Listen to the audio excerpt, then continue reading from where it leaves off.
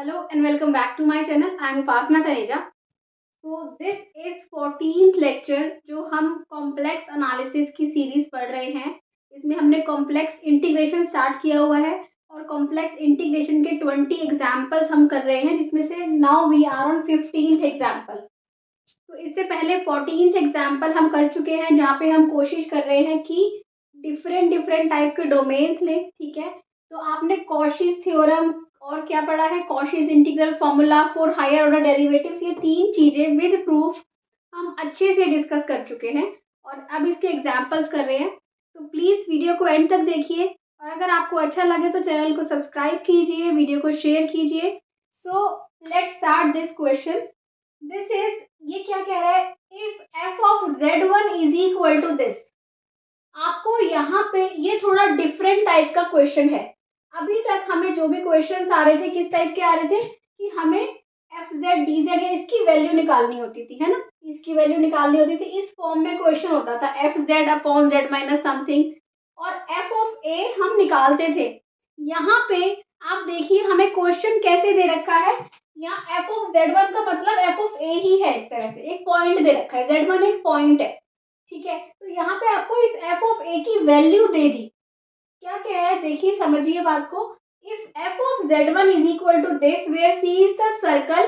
Circle क्या दे रखा है, x square plus five square equal to 4. मतलब कि जो आपका डोमेन है वो क्लोज्ड है. जब भी हमने कॉशीज थ्योरम या कॉशीज इंटीग्रल फॉर्मूला या ये कुछ भी लगाना होता है तो उसकी कंडीशन क्या होती है कि जो डोमेन है वो क्या हो, क्लोज्ड हो, एफ जेड एनालिटिक हो. यहाँ पे हम एफ जेड को निकालेंगे कि एफ जेड एक्चुअल में है क्या.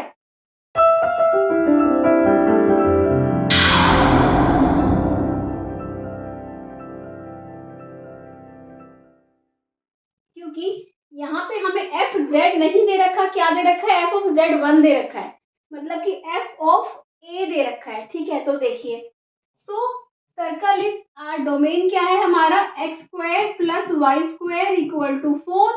और इसको क्या लिख सकते हैं, मोड जेड इक्वल टू 2 भी लिख सकते हैं.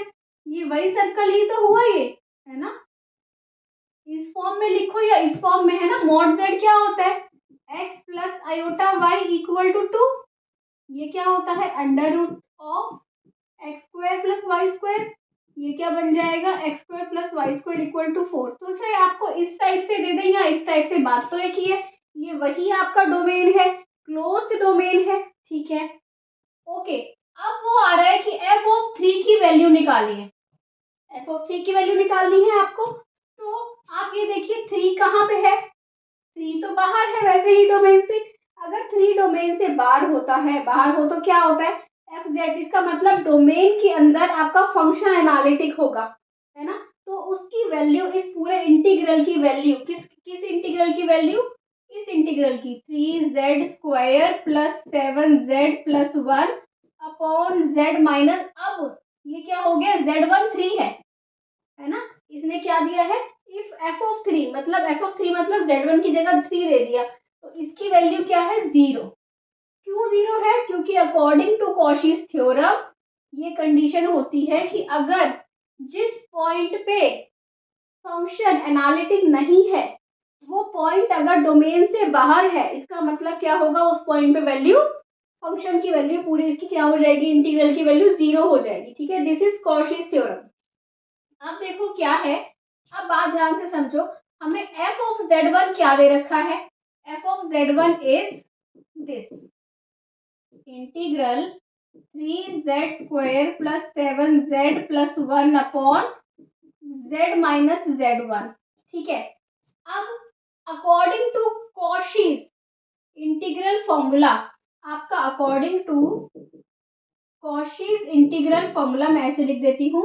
हमारा ये क्या होता है फॉर्मूला, बताओ इसका, F Z upon Z minus z1. मैं इसको ए की जगह, क्योंकि इस क्वेश्चन के लिए ये लिख लेते हैं.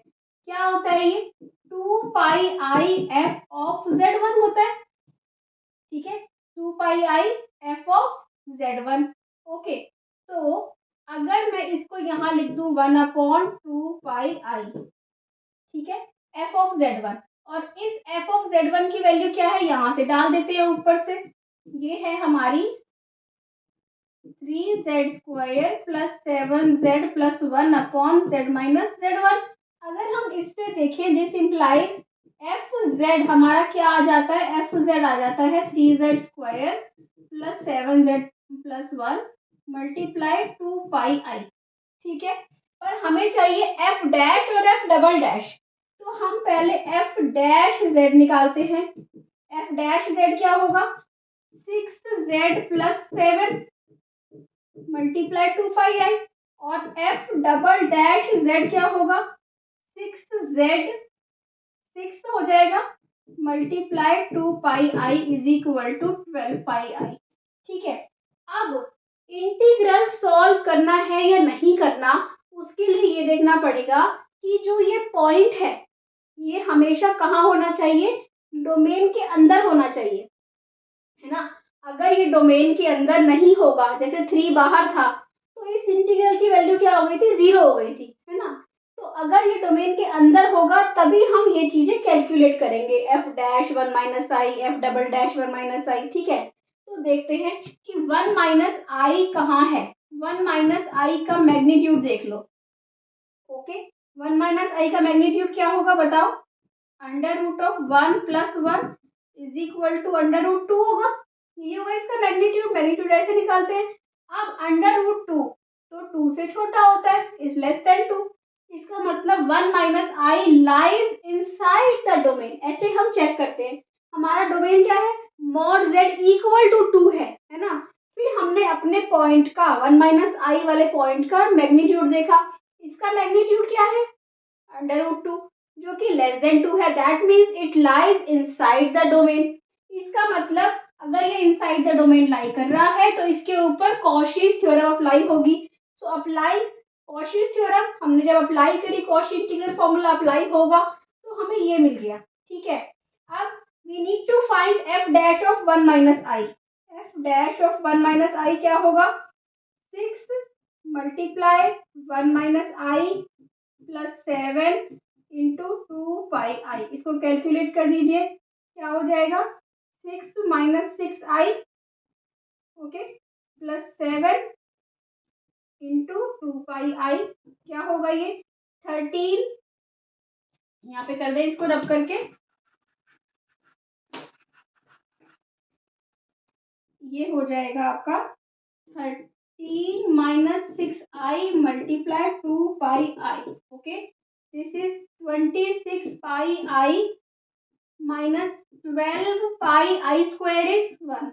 So this is the answer. Okay.